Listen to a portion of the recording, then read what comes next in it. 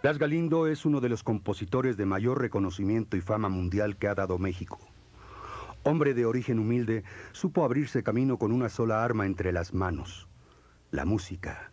Música que salió de sus manos, que supieron desenterrar del campo nuestras raíces. Pero sobre todo, que sacan a la luz al ser humano, que muchas veces es desconocido para la mayoría de la gente. Más allá de la imagen que nos da la historia, tenemos a un Blas Galindo hombre y padre que se preocupó por rescatar nuestros ritmos y melodías para que trascendieran sus fronteras, aún a costa de romper esquemas establecidos. Por eso, Blas Galindo es el último de los nacionalistas.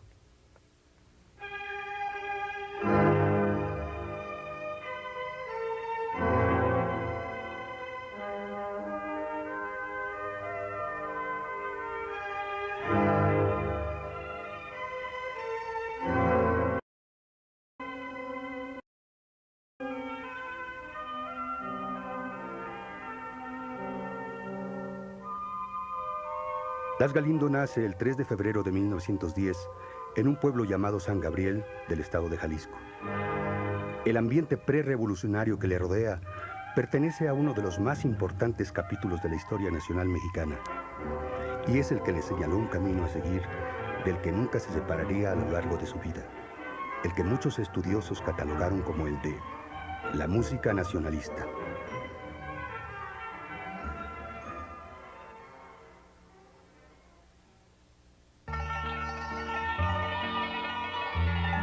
La tensión política que se sentía a principios de ese año en México anunciaba un gran movimiento social del pueblo mexicano, inconforme con la extensión dictatorial del gobierno del general Porfirio Díaz y las injusticias sociales a las que se enfrentaba. Díaz se mantenía en el poder por séptima ocasión y había llamado a elecciones presidenciales para el periodo de 1910 a 1916.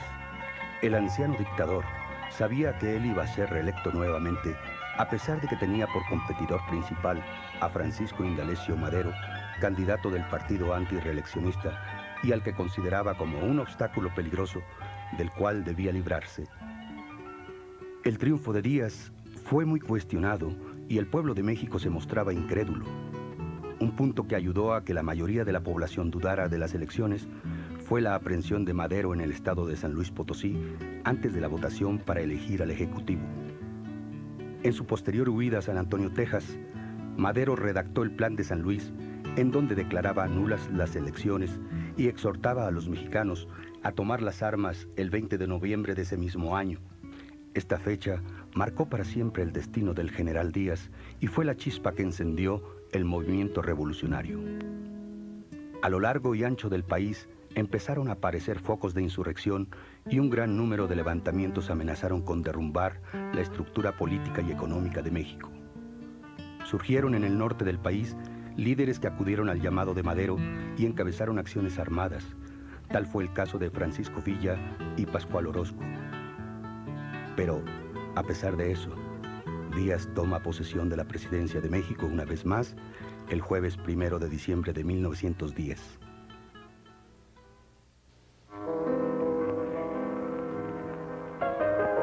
Blas Galindo, por aquel entonces un bebé de 10 meses, es un inocente testigo de la incipiente lucha por el poder. Sus padres, Luis Galindo Nieves y Adriana Dimas Casillas, tuvieron 18 hijos y se dedicaban a la destilación del tequila en el mismo San Gabriel. Siendo ya un niño, Blas vivió rodeado de un ambiente musical rural.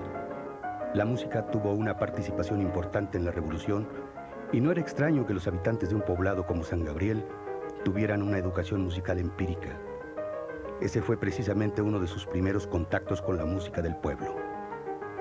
En cierta ocasión, Blas Galindo declaró: allá en mi pueblo, sencillamente todo el mundo era músico. Que su guitarra, que su flauta, todo el mundo. Como integrante del coro infantil de la iglesia de San Gabriel, aprendió lo que serían sus primeras clases de solfeo a los 7 años. Y sintió una gran atracción por la música desde esa edad. Pero en su pueblo no se sabía que existieran escuelas profesionales donde se enseñara música.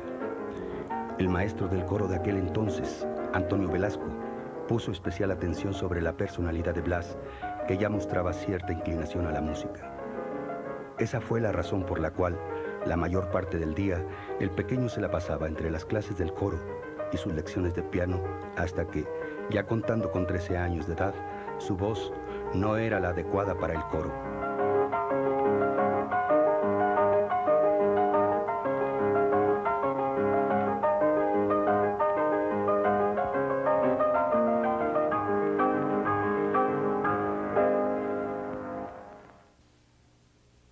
Conforme crecía, Blas vio pasar ante sus ojos los hechos violentos y la disputa por el poder detrás del mostrador de una tienda.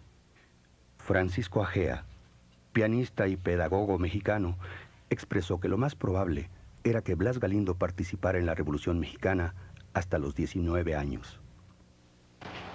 En San Gabriel, Jalisco, el 3 de mayo de 1913, irrumpen fuerzas carrancistas y a lo que se dedican es al saqueo, incluso podríamos decir al asesinato, ya que sin juicio fusilan personas que viven allí. Después, en 1923, es probable, pero no hay ninguna fuente documental que lo confirme, que haya participado en el brazo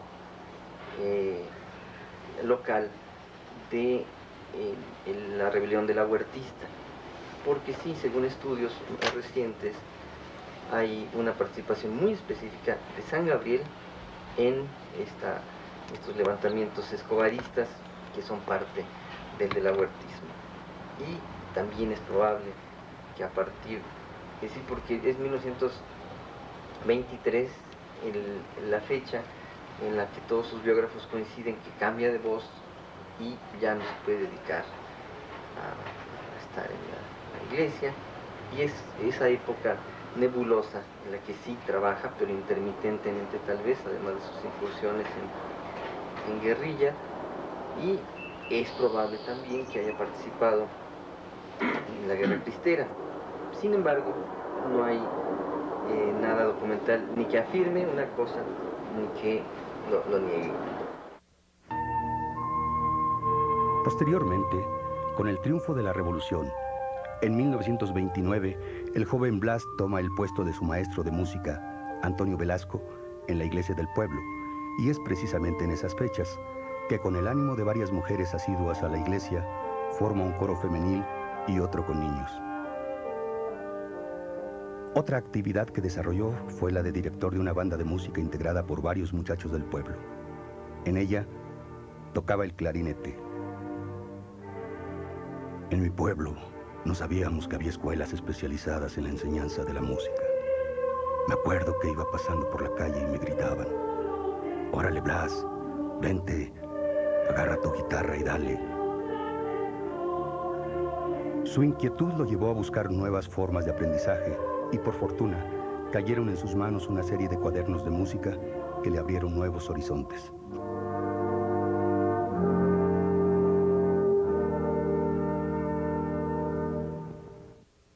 Es así que, contando con 21 años de edad, Blas se traslada a la capital, y es ahí, en el primer día de su llegada, que Juan Santana, un amigo músico, lo invita a un ensayo de la Orquesta Sinfónica de México en el Conservatorio, que en aquel entonces se ubicaba en la calle de Moneda 16 del Centro Histórico. Galindo acepta ir con gusto. El maestro recordaba aquella visita como la más importante de su vida, en la cual, escondido entre los instrumentos de percusiones, pudo escuchar el ensayo dirigido por Silvestre Revueltas y Carlos Chávez. Cuando terminó el ensayo, me preguntó mi amigo: ¿te gustó? En ese momento descubrí lo que quería hacer en la vida.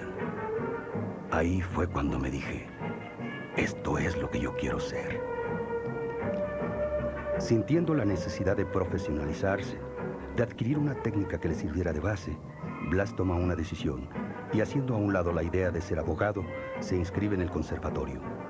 Sus años de estudio en esa institución fueron de descubrimiento, de sorpresa. Estudiaba con ahínco y desde su ingreso destacó en la clase de composición.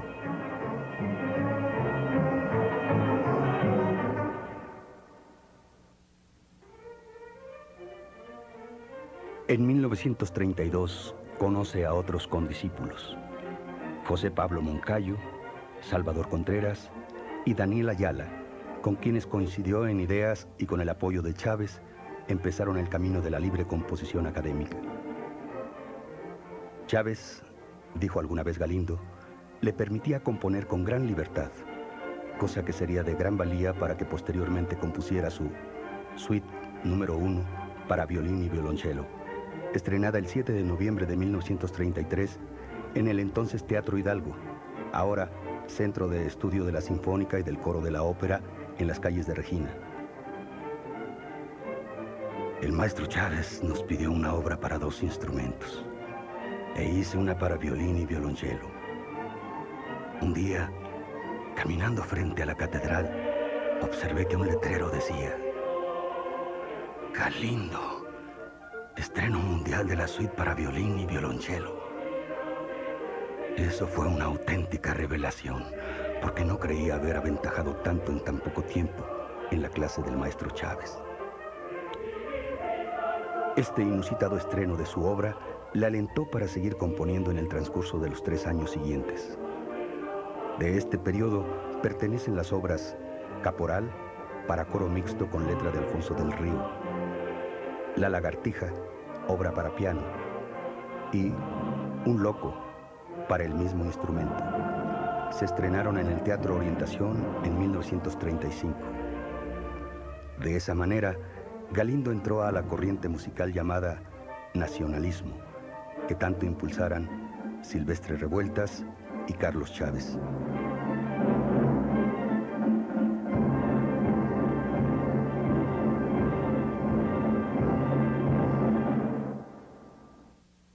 El nacionalismo musical en México, explicaba Blas Galindo, se inicia a fines del siglo pasado con Aniceto Ortega, pianista y compositor nacido en 1825, quien compuso una ópera llamada Guatimotzin, que se estrenó el 13 de septiembre de 1871 con la soprano Ángela Peralta, conocida como el Ruiseñor mexicano.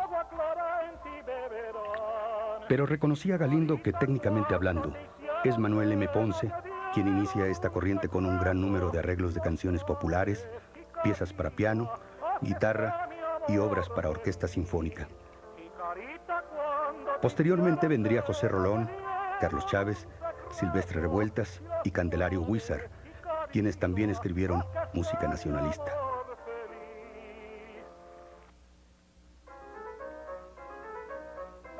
El mismo Blas Galindo decía de su música cuando se le catalogaba de nacionalista: yo nunca me he propuesto hacer o dejar de hacer música nacionalista. Si tienes el lenguaje es porque así soy yo. Y efectivamente, escribía lo que le salía de su alma, siempre influenciado por sus años vividos en el pueblito de San Gabriel. El concierto que ofrecieron Galindo, Moncayo, Ayala y Contreras fue muy comentado en los círculos culturales de la época, y el periodista José Barros Sierra los nombró como el Grupo de los Cuatro. A los jóvenes compositores les gustó el nombre y en posteriores apariciones se presentaron así a partir de mayo de 1936. Después de 4 años, en el mes de noviembre de 1940, el Grupo de los Cuatro hace un último concierto en el Palacio de Bellas Artes y Galindo estrena 2 obras importantes: Entre sombras anda el fuego y Danza de las Fuerzas Nuevas. Se puede decir que ya para estas fechas, sus obras permitían apreciar el alto nivel académico de Galindo y sus colegas, gracias al apoyo de Carlos Chávez, que los incentivó a continuar por el camino ya señalado de la música nacionalista. Es en este punto clave que el Grupo de los Cuatro se disuelve, en parte porque alcanzan su cenit creativo. Para Galindo, también el año de 1940 es el de Sones de Mariachi.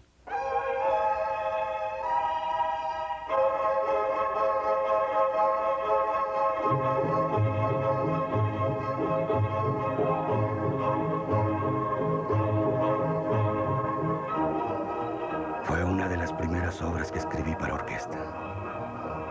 Era yo todavía propiamente un estudiante. Ya terminando mi carrera, el maestro Carlos Chávez me dice: Quiero que me hagas una obra para tocarla en la exposición que va a haber en Nueva York, pero hazla para pequeña orquesta porque no vamos a poder llevar una grande. Te sugiero que uses o emplees motivos, temas o sones de tu tierra.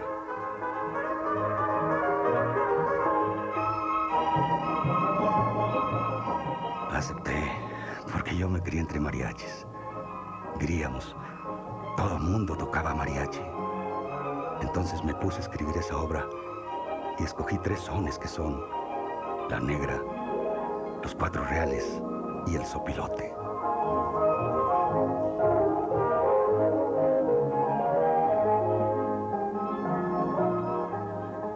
El problema al que se enfrentó Galindo con su obra fue que, al incluir a un grupo de mariachis en la orquesta, estos no sabían leer música. La solución fue que dentro de la orquesta habían 2 amigos suyos.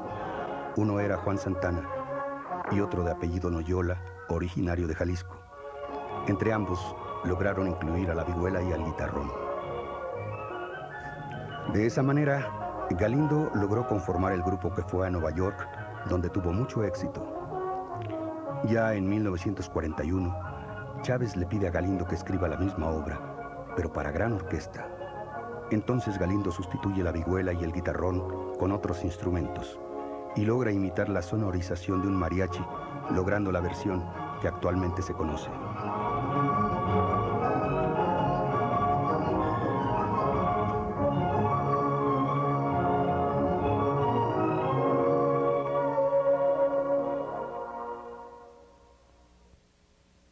Ese mismo año es invitado a asistir al Festival Musical de Berkshire, Massachusetts, Estados Unidos, en donde amplía sus conocimientos de composición, siendo alumno de Aaron Copland, gracias a una beca otorgada por la Rockefeller Foundation en un curso especial de composición. En 1942 es invitado por Carlos Chávez a la Orquesta Sinfónica de México como director ayudante y posteriormente en el conservatorio imparte la materia de Historia de la Música. Esto no lo desvió de sus estudios y en 1944 realiza su examen profesional para obtener el título de maestro en composición con su tesis acerca del nacionalismo musical, tema con el que se le relacionaba constantemente. Galindo sostenía en su escrito algo que se ha hablado en muchas ocasiones acerca del arte de América y que él había percibido a lo largo de sus años en el conservatorio.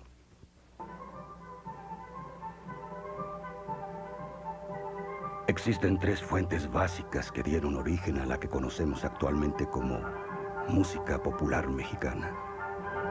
La primera es la que proviene de la música indígena, es decir, la prehispánica, plagada de un gran simbolismo y misticismo y que hunde sus raíces en los misterios de la naturaleza. La segunda fuente es la música europea que proviene de los conquistadores.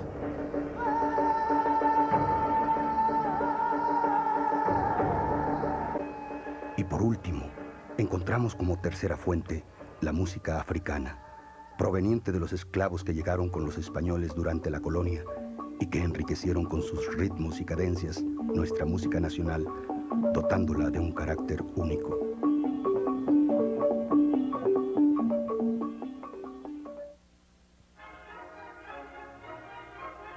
Lo mismo sucede con el nacionalismo. Se da cuando el compositor toma melodías del pueblo, del folclore, y compone una pieza musical con determinados elementos, como es el caso de Silvestres Revueltas. Y luego, en otro momento, el compositor ya no se basa en esos elementos que tomaba, sino que los desaparece por completo y su obra se convierte en una expresión personal, pero persistiendo su carácter nacionalista.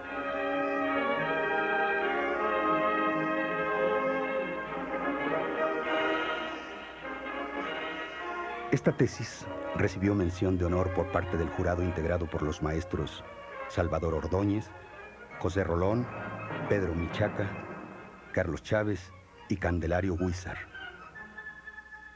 Después de su titulación, Blas Galindo compuso numerosas obras, algunas de ellas especialmente escritas para la Orquesta Sinfónica de México, como es el caso de Nocturno para Orquesta. Otras son 5 preludios para piano, En La Boda de 1945, basada en los sones de mariachi. Peria de 1947 y El Zanate, basada en una leyenda oaxaqueña.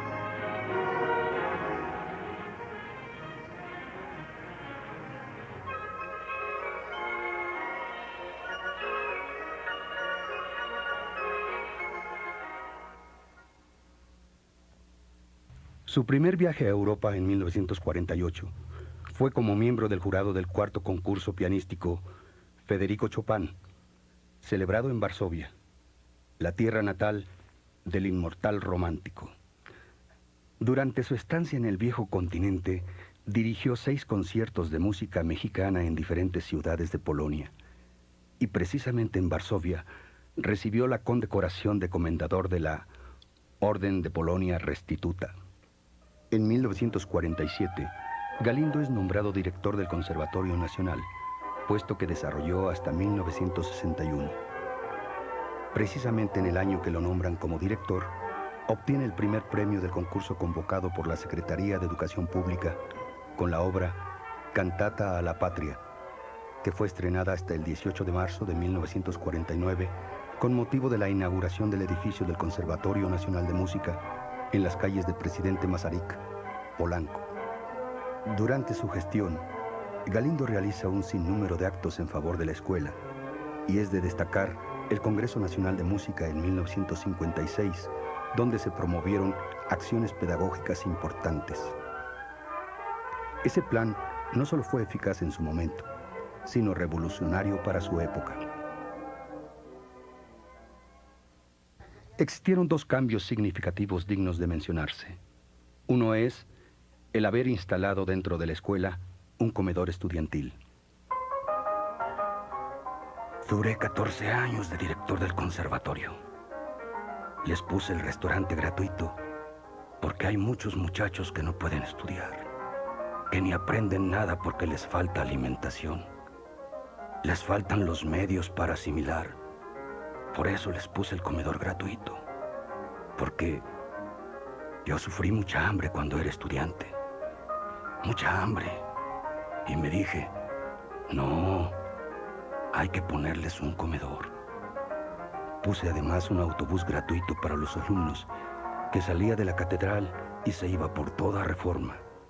Y ahí llegaban los muchachos para llevarlos al conservatorio.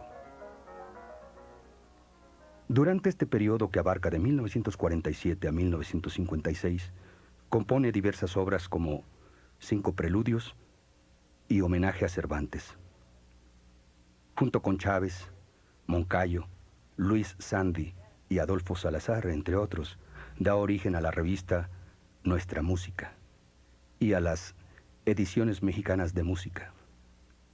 Pero además, Galindo entra en contacto con el quehacer teatral a través de Salvador Novo, quien le pidió componer una serie de piezas musicales para la comedia General Astucia. Es de destacar su contribución al arte escénico en México, y hay que señalar su música para la obra Los signos del zodiaco de Sergio Magaña en 1951, quizá la obra más vital de la literatura dramática mexicana. Varias composiciones de Galindo son escritas especialmente para ballet y danza, como lo es La Manda, que concuerda con el periodo de mayor auge de la danza moderna.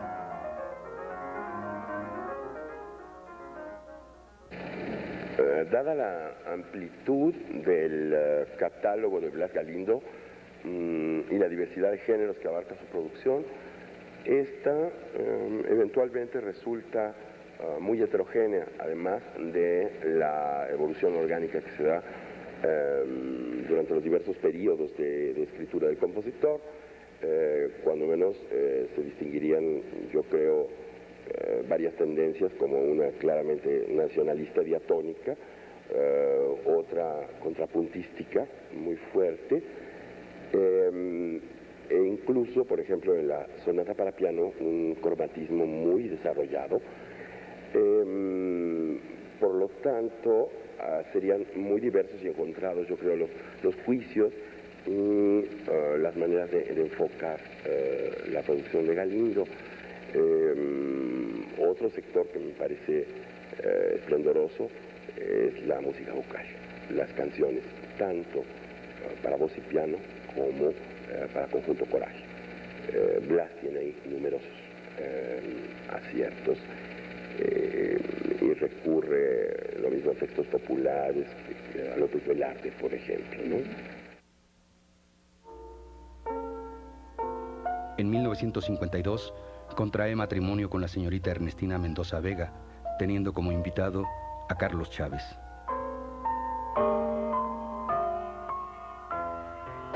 Este encuentro se da entre mis padres cuando mi padre tiene 36 años de edad, ya es una persona formada, ya es director del Conservatorio Nacional de Música, y mi madre tiene el interés no por seguir la carrera completa del conservatorio, sino acudir a solo algunas asignaturas, historia de la música, armonía, contrapunto, creo que incluso composición, y tienen un peculiar noviazgo de 5 años de duración, cosa que para los tiempos que corren pues es tal vez excesivo, pero en esa época tal vez se estilaba tener un noviazgo de 5 años de duración.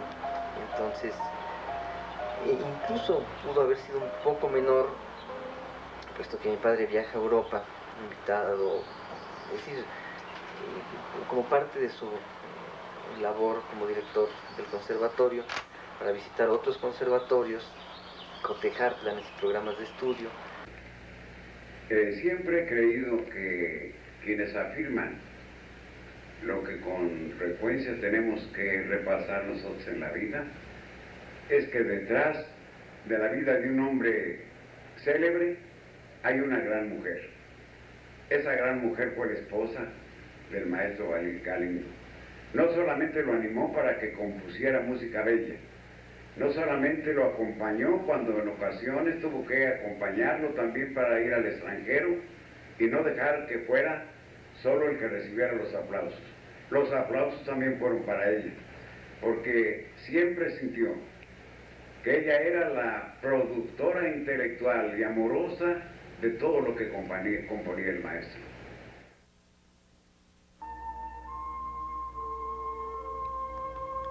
En el periodo que corresponde de 1955 a 1964, fue jefe de música del Instituto Mexicano del Seguro Social, así como fundador y coordinador de coros de las Casas de la Asegurada. En 1961, realizó una serie de conciertos acompañando al Ballet Folclórico del Seguro Social y después de muchos años de sortear una gran cantidad de obstáculos, Galindo deja su puesto como director del conservatorio. Para entonces, él estaba sobre su propio camino en la composición. Había asimilado las experiencias que le dieron sus viajes y su estilo musical es reconocido por directores y compositores de gran renombre. Cuando Galindo deja la dirección del Conservatorio Nacional de Música, ocurre algo que a mí me parece que incluso sus biógrafos no mencionan. Recibe un ofrecimiento de una universidad de los Estados Unidos, eso es alrededor del año 1961-62, una universidad, creo que la Universidad de California en Los Ángeles, para ir a radicar en los Estados Unidos y dar clases allá. Y eso es algo que hasta ahora en ningún libro he visto, en ninguna entrevista. Y él rechaza este ofrecimiento, puesto que implica ser ya residente de los Estados Unidos, y eso pues pondría en peligro su ciudadanía y su nacionalidad como mexicano. Entonces acepta en cambio propuestas del Instituto Mexicano del Seguro Social para dirigir una orquesta sinfónica, hacer música incidental para teatro, estar con el grupo ballet folclórico del IMSS mismo. La vida de Blas Galindo se vio rodeada por homenajes, distinciones y designaciones, pero nunca dejó de componer su música, la que le salía así, aventurándose en nuevas formas de expresión musical, como lo fue su obra para guitarra eléctrica y orquesta llamada El Concertino, de 1973. Una gran cantidad de conferencias presentadas acerca de la música en México lo llevó a varias universidades del interior del país y del mismo Distrito Federal. Tal es el caso de la presentación en la Universidad Autónoma Metropolitana de Azcapotzalco, en donde habló el 16 de abril de 1986 acerca de sus obras y de su pensamiento respecto a la música nacionalista. Hombre de reconocidos méritos, recibió medallas, condecoraciones y premios de distintos países y gobiernos de las más distintas ideologías. Hablar de su música siempre será referirnos al hombre orgulloso de sus raíces, firme ante su presente y visionario ante el futuro. Así hablan de él sus últimas obras: Homenaje a Rodolfo Halfter, de 1989, Popocatépetl, de 1990, y Sonata, de 1991. En 1992, pensionados y jubilados de nivel superior del Instituto Nacional de Bellas Artes, asociación civil, cuyo objetivo es dignificar a los maestros músicos que han sido parte de la historia cultural de México, visitó a Blas Galindo para invitarlo a pertenecer a esa asociación civil y, junto con otras eminencias, recibir un homenaje, el cual tuvo lugar el 11 de diciembre de ese mismo año en el Palacio de Bellas Artes. En presencia del maestro Salvador Macías, presidente de Pensionados y Jubilados, y del licenciado Miguel Álvarez Acosta, exdirector del Instituto Nacional de Bellas Artes, Blas Galindo recibe la medalla al mérito Candelario Huízar. En ese mismo mes de diciembre, se galardona con el Premio Interamericano de Cultura Gabriela Mistral de la Organización de Estados Americanos, OEA, a 3 compositores latinoamericanos: Camargo Guarnieri, de Brasil; Isabel Aretz de Ramón y Rivera, de Venezuela; y Blas Galindo, de México. A los pocos meses, el maestro fallece en su hogar el 19 de abril de 1993, a la edad de 83 años, y 2 obras quedan sin haber sido terminadas: Fantasía y un concierto para clavecín y orquesta de cuerdas.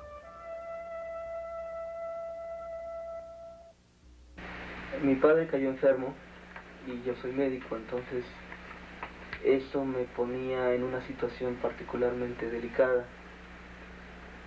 Sin embargo, mi papá tenía mucha confianza en su familia. Los últimos meses de la vida de mi papá fueron difíciles por su enfermedad. Él tuvo una enfermedad de Parkinson. Y fueron difíciles porque tuvo que estar hospitalizado, tuvo que ser operado, tuvo que estar en terapia intensiva. Pero mi papá tuvo siempre la confianza en el apoyo de su familia. Uno de los aspectos más terribles de la época actual es que esa fase final de la vida, que es la muerte, ha perdido su dignidad cuando el sujeto tiene que verse obligado a morir en un hospital. Un hospital es frío, un hospital carece del calor familiar, y mi papá tuvo la fortuna, si así se puede llamar, de morir en su casa, con su familia, con el amor de todos nosotros. Casi todos los maestros lo estimaron muchísimo, porque sabían su valor y su entrega. Pero además, todos los intelectuales de su época lo conocían, como Chávez, el maestro Novo, los señores de Ortiz, Diego Rivera, el maestro Siqueiros, el maestro Ponce, muchísimas más. El 1 de diciembre de 1994, la medalla Candelario Huízar, que pensionados y jubilados del Instituto Nacional de Bellas Artes otorga, cambia a ser Medalla al Mérito Blas Galindo, con la anuencia de la señora Ernestina Mendoza, viuda de Galindo, y como un homenaje eterno a su memoria. Asimismo, la camerata de esta asociación se enorgullece de llevar el mismo nombre. De Blas Galindo, solo nos queda la huella profunda de su paso en la música mexicana, revalorizándola y creando la cultura musical de México, reafirmando nuestra identidad nacional, obteniendo así el reconocimiento internacional a una de las figuras más representativas de nuestro país.